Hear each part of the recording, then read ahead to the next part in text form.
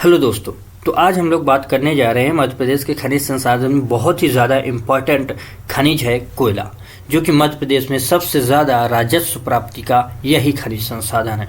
तो इस लिहाज से बहुत ज़्यादा इम्पॉर्टेंट है और एक प्रश्न इसी से अधिकतर प्रश्न यहीं से पूछे जाते हैं। 2-3 खनिज ऐसे हैं जिनसे प्रश्न पूछे जाते हैं, जैसे कोयला, मैग्नीज, तांबा। ये 3 संसाधन ऐसे हैं जिनसे अधिकतर क्वेश्चंस पूछे जाते हैं। तो आज हम लोग पहला बात करने जा रहे हैं कोयला के विषय में। तो क्लास को देखना बिल्कुल मिस ना करें और अगर आपको बेहतर लगे तो फिर क्लास को लाइक करें, सब्सक्राइब करें। चलिए हम लोग बात करते हैं कोयला के विषय में। कोयला, जिसे इंग्लिश में कोल बोलते हैं, है ना, कोयला। अब इसे पहले समझने से पहले आप ये समझें कि ये जो कोयला है ये गोंडवाना रॉक्स में से बनती है। तो बनती कैसी है? गोंडवाना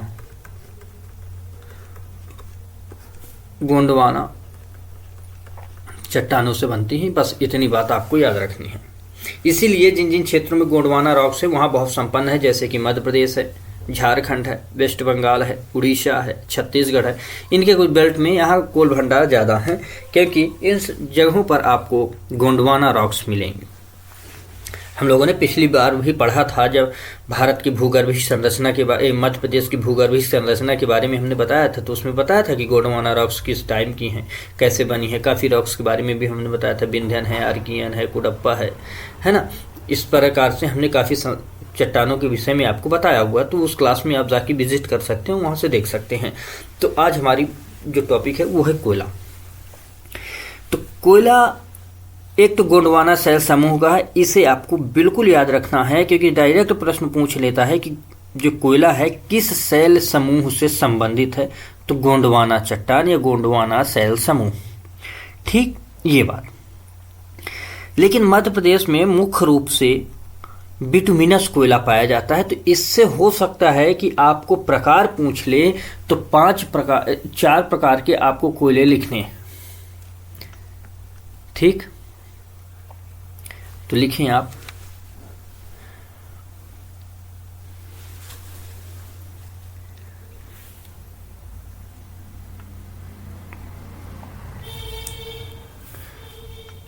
आप एक कॉलम बना लें और लिखें कि कोयले के प्रकार,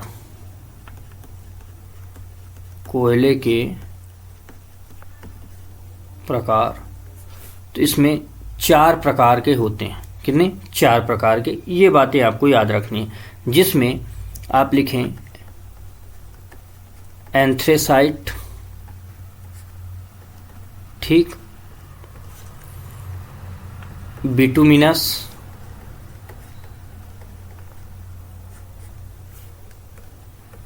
लिग्नाइट और पीट। इनमें ये जो चारों प्रकार के हैं, ये चारों कार्बन की उपलब्धता के आधार पर इनकी गुणवत्ता है। तो ये क्रम है इनका, सबसे बेहतर गुणवत्ता का ये, सेकंड ये, थर्ड ये और सबसे लास्ट गुणवत्ता का ये बातें आपको याद रखनी। यहाँ हम आपको कोयला कैसे बनता है ये पढ़ाने नहीं जा रहे हैं, और ना ही और भी ज़्यादा इन डेप्थ इसके बारे में आपको बताने। हमने सिर्फ यहाँ ये समझना है मध्य प्रदेश में ये कहाँ कहाँ पाया जाता है, क्योंकि प्रश्न पूछा जाता है इनके माइनिंग से। तो उसी के इर्द गिर्द हम लोगों का जो है तो क्लासेस रहेंगी। बस यहाँ हमने ये टाइप इसलिए बताया क्योंकि हो सकता है कि आपसे पूछ ले कि कितने प्रकार के हैं और इनमें से कौन बेहतर है। तो ये याद रखना है कि ये क्रम है। सबसे बेहतर कोयला जो है तो एंथ्रेसाइट है, फिर उससे कम बेहतर बिटुमिनस है, फिर उससे कम जो है तो लिग्नाइट है, फिर उससे कम पीट है। और इसी तरह इनमें कार्बन की मात्रा घटती चली जाती है। तो इनकी गुणवत्ता जो है तो किससे मापी जाती है? कार्बन की उपलब्धता से। तो कोयले की ये एक बात याद रख लें कि कोयले की गुणवत्ता, कोयले की गुणवत्ता कार्बन की उपलब्धता से मापी जाती है, ठीक। जैसे 70 से 80 ये, 50-60 ये, 40-50 ये और 35 से कम ये, इस तरह करके इनकी अपनी परसेंटेज हैं। खैर, इतनी बातें आपको पता चली। अब दूसरा मध्य प्रदेश जो है, तो मध्य प्रदेश में कोयला भंडारण में एक स्थान है सिंगरौली, जो जिला भी है। तो इस सिंगरौली में एक बहुत बड़ी कोयले की परत पाई जाती है, जो कि भारत ही नहीं विश्व की सबसे बड़ी मोटी परत मानी जाती है। ठीक, जो कि दूसरे स्थान पर, तो विश्व की दूसरे स्थान पर तो बहुत बड़ी रैंक होती है सेकंड स्थान लाना, तो उसमें पाई जाती है, जो कि 136 मीटर मोटी कोयले की परत मानी जाती। तो कौन सी कोयले में, जो सिंगरौली है, सिंगरौली में 136 मीटर मोटी परत कोयले की पाई जाती है, कोयले की पाई जाती है, जो कि विश्व की सेकंड स्थान पर है, सेकंड स्थान में है। ये बातें आपको याद रखनी है।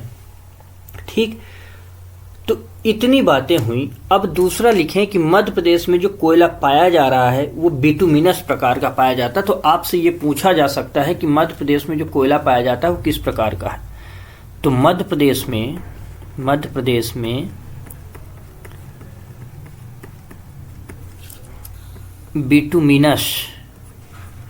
बिटुमिनस प्रकार का कोयला पाया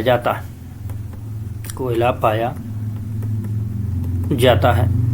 वैसे मध्य प्रदेश ही नहीं, लगभग यह पूरे भारत में बिटुमिनस प्रकार का ही कोयला पाया जाता है। तो इस कोयले को आपको याद रखना है, ये बहुत ही ज़्यादा अपने लिए इम्पोर्टेंट कोयला है, क्योंकि यह कोयला मध्य प्रदेश में पाया जाता है। ठीक, ये आपको पॉइंट याद रखना, ठीक है ना। ये बात, इसको हम और अच्छे से अंडरलाइन कर देते हैं।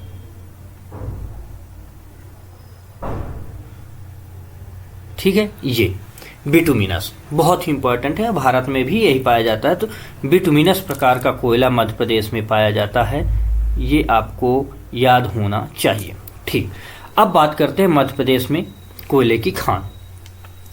तो जो मध्य प्रदेश में कोयले के मुख्य 2 क्षेत्र पाए जाते हैं, तो मुख्य 2 क्षेत्र पाए जाते हैं। अब देखिए वो मुख्य 2 क्षेत्र कौन कौन से हैं।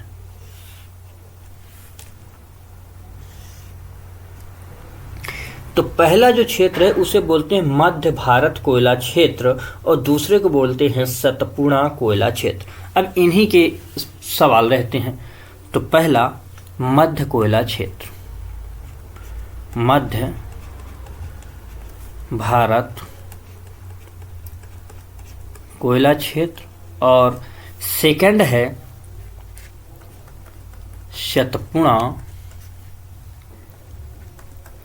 कोयला क्षेत्र।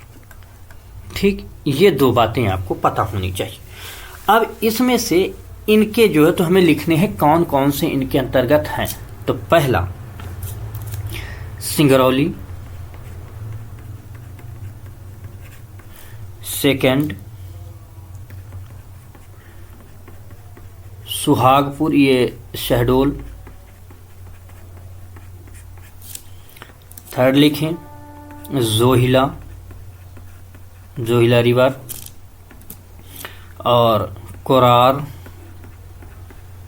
ठीक, और नेक्स्ट लिखें उमरिया के नाम से। ठीक, या इन्हें आप रहने दें, आप इनको इधर ही इंटीग्रेट कर देते हैं। ये दोनों क्या हैं, घाटी हैं, जोहिला घाटी और ये भी है कोरार घाटी। और ये दोनों जो घाटियां हैं, ये दोनों घाटियां उमरिया में पाई जाती हैं। किसमें? उमरिया में पाई जाती हैं। इतनी बातें आपको पता चली। अब ये जो सुहागपुर है, ये हमने बताया कि मध्य प्रदेश में, जो कि सबसे बड़ा कोयला क्षेत्र है मध्य प्रदेश में। दूसरी बात कि एक हमने शुरू में ही बताया है कि जो एशिया क्या विश्व के सेकेंड नंबर पे है सिंगरौली में, तो जो कोयला क्षेत्र पाया गया 136 मीटर, यह एशिया की सबसे बड़ी गहरी खदान है। ये बात आपको याद होनी चाहिए। सेकंड, इसमें देखते हैं सतपुड़ा कोयला क्षेत्र में। तो इस सतपुड़ा कोयला क्षेत्र में आप लिखें मोह पानी,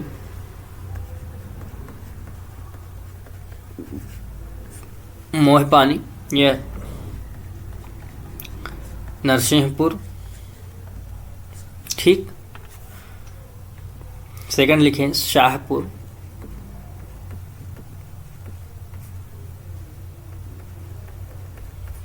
तवा, यह है आपको मिलेगा बैतूल और नर्मदापुरम, बैतूल नर्मदापुरम। और नेक्स्ट लिखें पेंच, नेक्स्ट है ना पेंच क्षेत्र या पेंच घाटी क्षेत्र, जो है पेंच नदी भी है, आपको याद होगी जो हम लोगों ने रिवर की क्लासेस की हुई हैं। कान्हन भी है, कान्हन रिवर है, कान्हन क्षेत्र। ये जो दोनों क्षेत्र हैं ये लिखे जाते हैं किसके अंतर्गत? छिंदवाड़ा के अंतर्गत। तो आप लिख लेंगे कान्हन घाटी है और पेंच घाटी है। जो हमने क्षेत्र लिखे, हमने बताया कि रिवर भी हैं ये, तो पेंच क्षेत्र के नाम से भी आ सकता है, घाटी के नाम से भी आ सकता है। तो ये बातें आपको याद होनी चाहिए, कंफ्यूजन नहीं होना चाहिए बिल्कुल भी। छिंदवाड़ा। अच्छा, आपको कमेंट बॉक्स में ये बताना है कि छिंदवाड़ा से कौन सा एक नया जिला बना है, ये आपको कमेंट बॉक्स में बताना है, ठीक है। ये याद रखना आप लोग।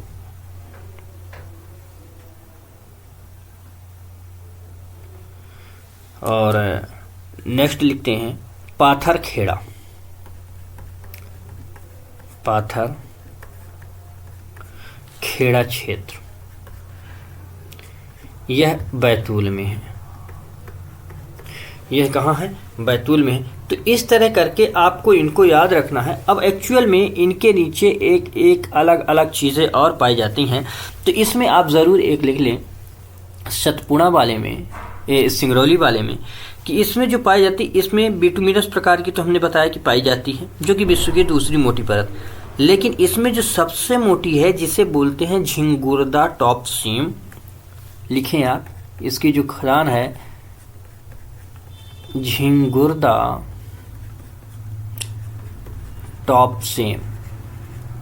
ये आपसे पूछ सकते हैं कि ये कौन सी ऐसी खदान है, तो इसका आपको ये नाम याद रखना है कि झिंगुरदा टॉप सीम है।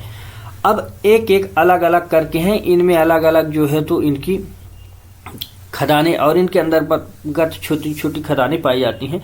तो इतना इन डेप्थ हम लोग नहीं पढ़ने जा रहे हैं, आपको सिर्फ यही क्षेत्र याद रखने हैं और इससे आपका प्री का जो टॉपिक है, प्री में आप इससे हिट कर ले जाएंगे। तो आज की क्लास को हम लोग यहीं तक रखते हैं, नेक्स्ट क्लास पे फिर मिलते हैं। तो नेक्स्ट क्लास में हम लोग एक नए संसाधन खनिज के बारे में चर्चा करेंगे। तो तब तक के लिए धन्यवाद। लेकिन आप लोग चैनल को सब्सक्राइब करें, अपने दोस्तों को शेयर करें, लाइक करें, कमेंट करें, और आपकी कोई क्वेरीज हो तो पूछें और उसका समाधान किया जाएगा। और कोई सुझाव हो तो वो भी आप बताएं। इसके माध्यम से हम और भी बेहतर अपनी क्लास को करने की कोशिश करेंगे। तो तब तक के लिए धन्यवाद। पढ़ते रहें, बढ़ते रहें। Take care. जय।